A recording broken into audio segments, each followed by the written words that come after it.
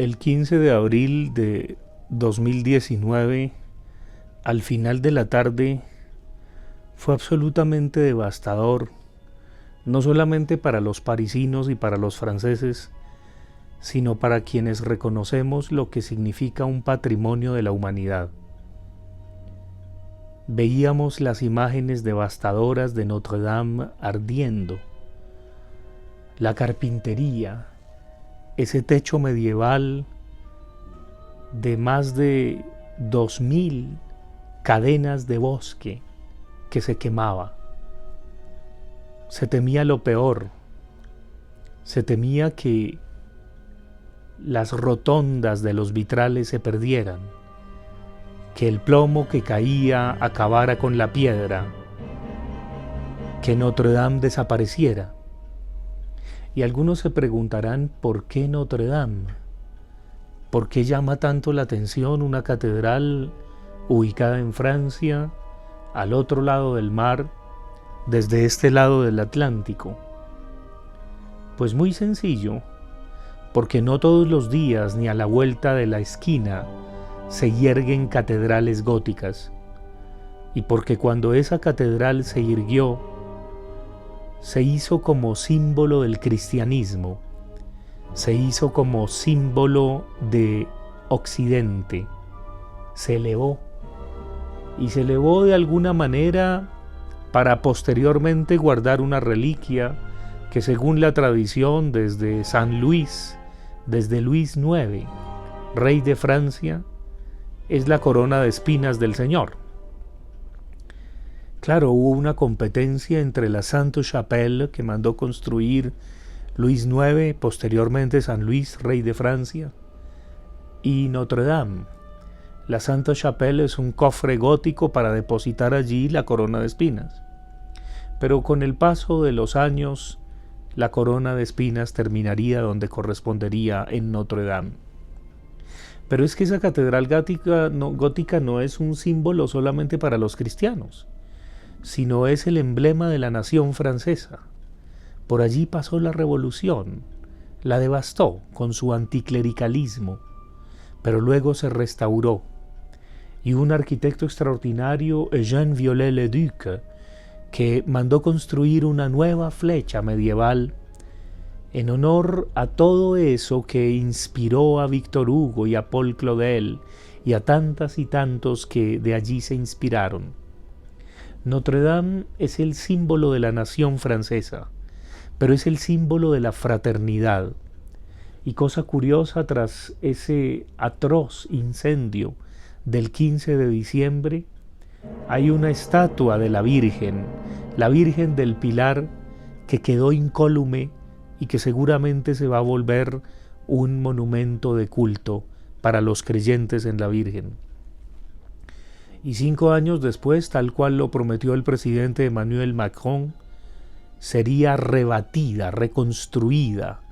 resucitada Notre Dame. Esto implicó el concurso de miles de personas, de más de 2000 carpinteros,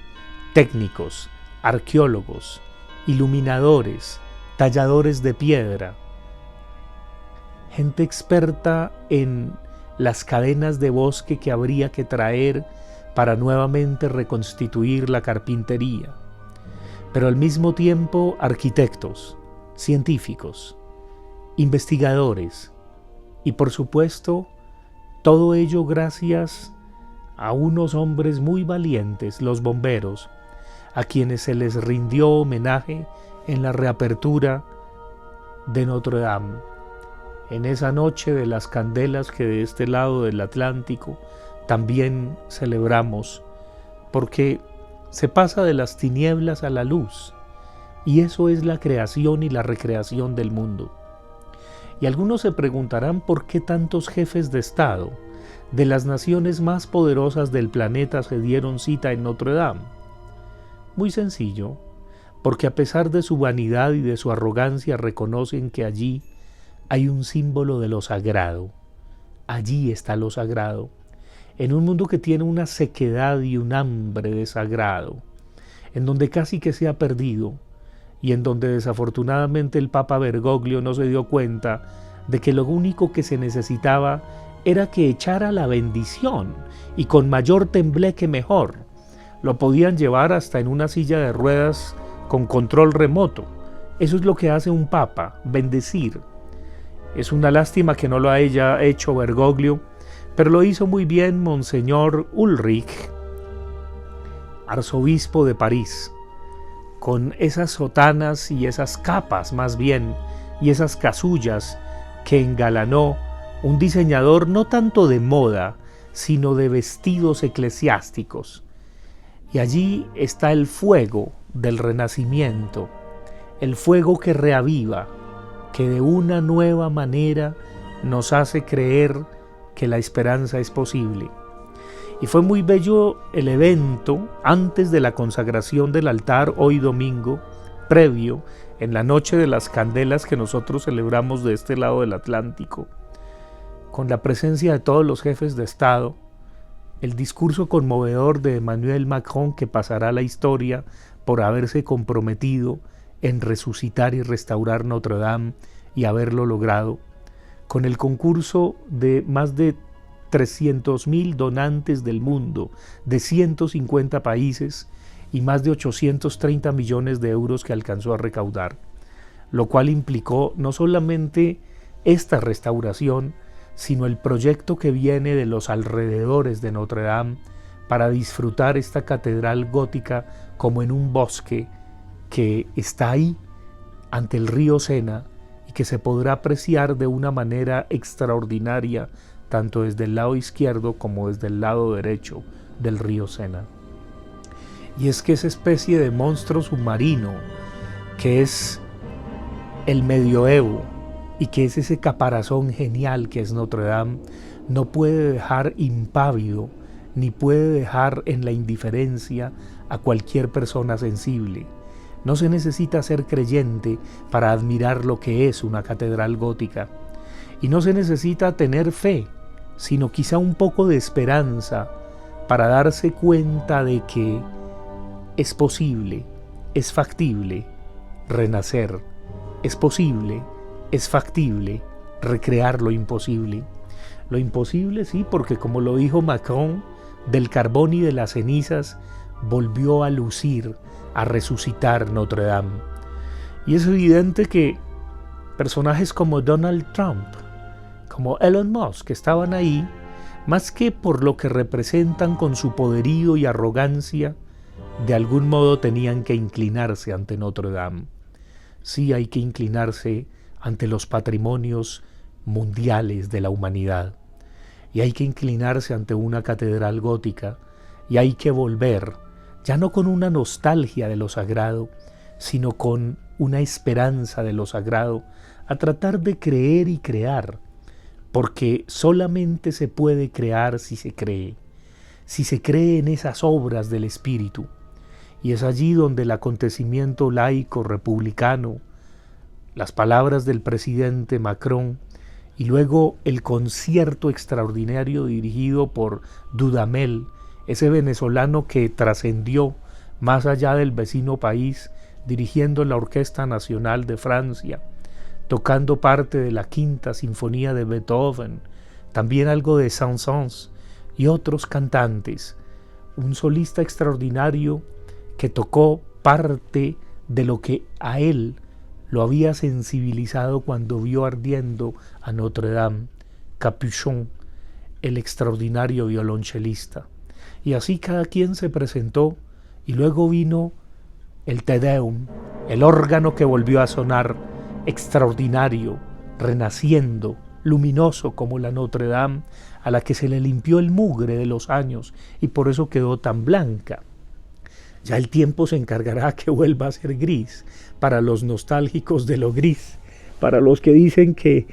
pues es mejor ser gris que blanquito. Con un baño como Notre Dame queda uno más blanco y el gris del mugre de los años cae. Se restauraron los vitrales, se restauraron las gárgolas extraordinarias que sirven de canales, se restauró la carpintería completa,